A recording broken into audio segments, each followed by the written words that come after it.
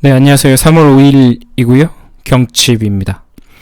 원래 시황은 뭐 잘 안 하려고 하는데 어제 굉장히 그 크리티컬한 일이 발생한 것 같아서 좀 급하게 준비했고요.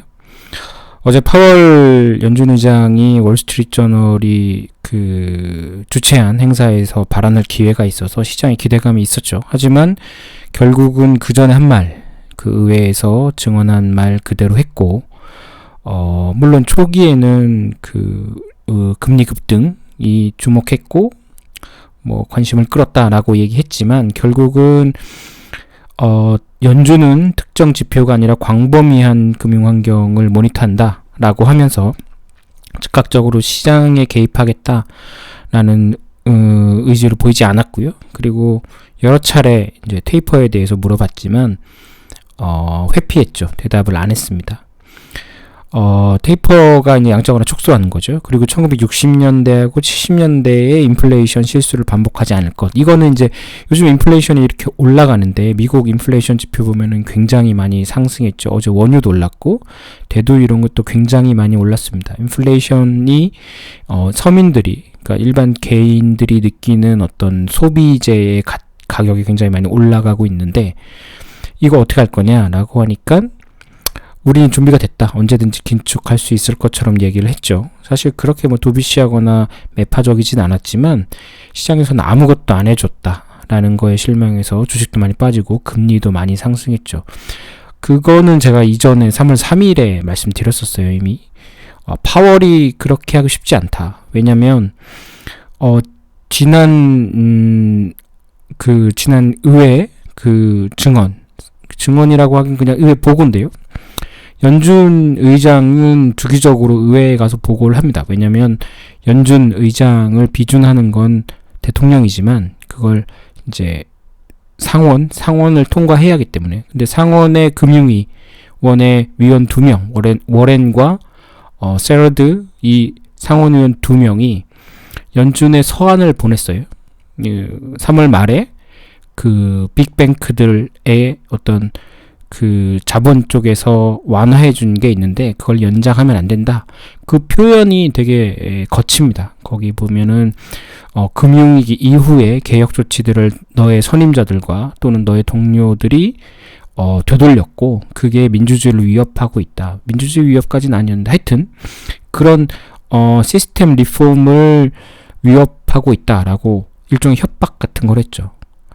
파월은 이제 지금 연임을 노리고 있고 또 지금 민주당 정부는 트럼프 때랑 생각해 보시면 주식 빠진다고 대통령이 달려나오거나 재무부 장관이 달려나와서 주식을 부양하지 않습니다. 이 정권은 확실히 달라요. 이 정권이 주식 가격에 목매는 정권은 당분간 아닐 겁니다. 이 지금 정권은 옐런이 가장 중요시하는 건 고용지표. 사람들이 고용이 늘어나는 거고 그래서 파월도 거기에 주파수를 맞추고 있는 거죠. 그리고 다른 모든 관료들도 어떤 주가를 올려서 자신들이 다음 선거에서 이기거나 선거에 이기고 싶지만 그걸로 진다는 걸 알았잖아요. 트럼프한테 지면서 오바마가 그거 경제를 살려놓으면 민주당이 재집권 할 줄 알았지만 그렇게 안 됐거든요. 그리고 최근에 보면 중국도 부정적이죠. 지금은 확실히 트럼프 때랑 다릅니다. 지난번 작년 연말하고 올해 연초의 급등은 이해는 하지만 그게 어떤 정권적인 차원에서 또는 지금 시류가 자산 가격을 올려서 어떻게 보면 중앙은행은 이미 좀 뒤처져 있어요. 그래서 중앙은행이 그 권한을 뺏기기 싫으니까 파월도 이렇게 계속 저자세로 정치권의 히스패닉이나 흑인들을 위해서 우리는 이러고 있는 거다. 물가 상승을 위해서 이러고 있는 거다. 라고 하지만 그게 잘 안 먹히죠. 왜냐면 결과가 그렇지 않으니까. 의도는 불명확하잖아요. 항상 사람들이 본 마음을 얘기하지 않으니까 결과를 보면 그들이 한 행동의 이유를 나중에 알 수 있습니다.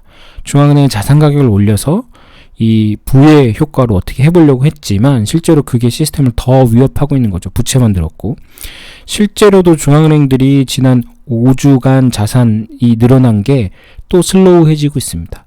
그러니까 순매입이 아니라 자산이 늘어나는 거. 중앙은행이 시중에 돈을 푸는 속도가 현저히 느려지고 있고 제가 3월, 그러니까 2월 말쯤에 말씀드린 것처럼 3월이 되면 그 속도는 급격히 하락합니다.